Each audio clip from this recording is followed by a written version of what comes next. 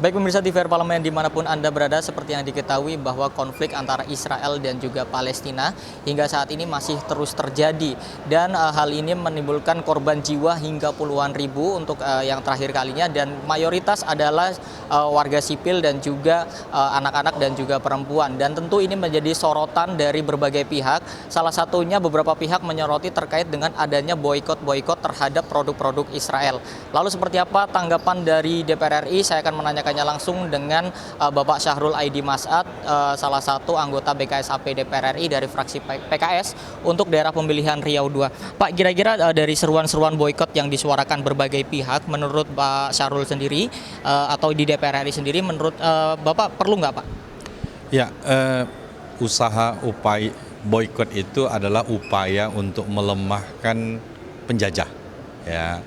Karena kalau memang terkonfirmasi sebuah perusahaan yang memang menyediakan dan menyumbangkan sebahagian dari hasil produknya, penjualan produknya itu adalah untuk Israel. Nah, Israel kita tahu adalah penjajah, berarti bisa digunakan untuk menjadi senjata, menjadi peluru, menjadi amunisi yang tujuannya adalah untuk membunuh rakyat Palestina. Jadi logikanya harus dibangun seperti itu. Jadi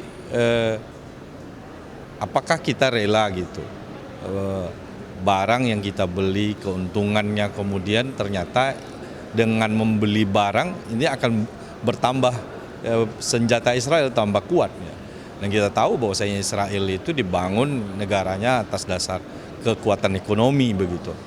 Maka ketika upaya-upaya lain tidak bisa ditempuh seperti upaya membawa Israel ke meja pengadilan internasional, kemudian selalu upaya ini dipeto oleh Amerika. Ada upaya-upaya boikot itu bagian dari upaya solidaritas kita, dukungan kita kepada rakyat Palestina, pembelaan kita.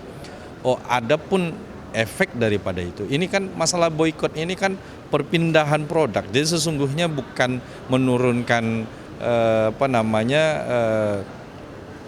menurunkan konsumsi publik, tidak, tetapi adalah boikot ini adalah upaya untuk agar juga perusahaan-perusahaan itu tidak memberikan sumbangan kepada Israel. Selama dia tidak memberi sumbangan barangkali sah-sah saja kan, kita beli lagi gitu. Tapi itu harus clear gitu. Karena ada beberapa produk yang memang secara terang-terangan mereka mengatakan mereka mendukung Israel begitu.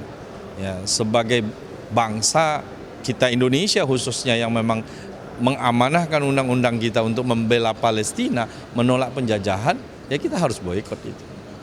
Secara sisi lain juga dilema, Pak, terkait dengan beberapa produk memang sudah mengklarifikasi bahwa perusahaan itu memang tidak terafiliasi atau ikut terlibat dalam konflik Israel dan Palestina. Tapi di situ juga ada karyawan-karyawan atau tenaga-tenaga lokal yang bekerja di sana. Kira-kira seperti apa, Pak? Ya kalau memang clear dia tidak memberikan dukungan kepada Israel, ya itu jangan sampai diboikot gitu. Ya, jadi jangan ada fitnah, harus clear, harus kita ada verifikasinya. Tetapi kalau yang memang nyata-nyata memberikan dukungan kepada Israel, ya itu kita boikot. Dan ini juga adalah momentum bagi kita bangsa Indonesia untuk mencintai produk kita sendiri, untuk kita mampu memproduksi yang kita konsumsi. Dan sebuah sikap yang memang prinsip yang harus dijaga, kita harus mampu memproduksi yang kita konsumsi. Kita menjadi mandiri. Tapi ketika kita tidak mampu memproduksi yang kita konsumsi sendiri, kita akan terjajah. Dan ketika kita mampu memproduksi yang dikonsumsi orang lain, kita akan maju. Nah, ini momentum juga bahwasanya bangsa Indonesia harus kedaulatannya, pangannya, apa yang mereka konsumsi betul-betul berdaulat begitu, mencintai produk sendiri begitu. Dari DPR RI sendiri, khususnya BKSAP DPR RI juga sudah melakukan diplomasi parlemen di tingkat dunia, Pak. Lalu kedepannya seperti apa komitmen dari DPR RI berperan terkait dengan adanya Palestina ini ke depan, ada perdamaian di sana juga menjadi Palestina yang merdeka? Ya, jadi ujungnya harus jelas bahwasanya upaya kita ini bukan upaya hanya maju mundur, kemudian setiap ada seperti sekarang ini lagi heboh baru kita heboh lagi, enggak. kita harus sampai pada upaya memerdekakan Palestina, ya, dan menghilangkan penjajahan daripada Israel. Two state solution itu harus menjadi tawaran yang memang target kita bersama. Tapi kan kita tahu Israel tidak menginginkan itu gitu. Nah, maka segala upaya yang harus kita lakukan, upaya diplomasi parlemennya, diplomasi pemerintahannya, gerakan ekonominya, kemudian sosialnya, kemanusiaannya, itu harus. Saya terharu juga melihat negara-negara Eropa saat sekarang ini, bahkan masyarakat mereka walaupun pemerintahnya mendukung Israel, tapi masyarakatnya luar biasa dukungan. Terima kasih Pak Syahrul atas waktunya.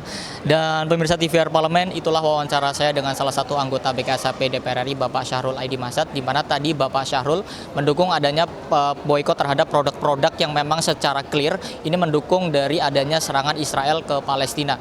Dan juga tadi ini juga menjadi momentum di mana ini produk-produk lokal ini perlu dikembangkan, dan juga masyarakat ini lebih mengedepankan terkait dengan konsumsi produk-produk lokal.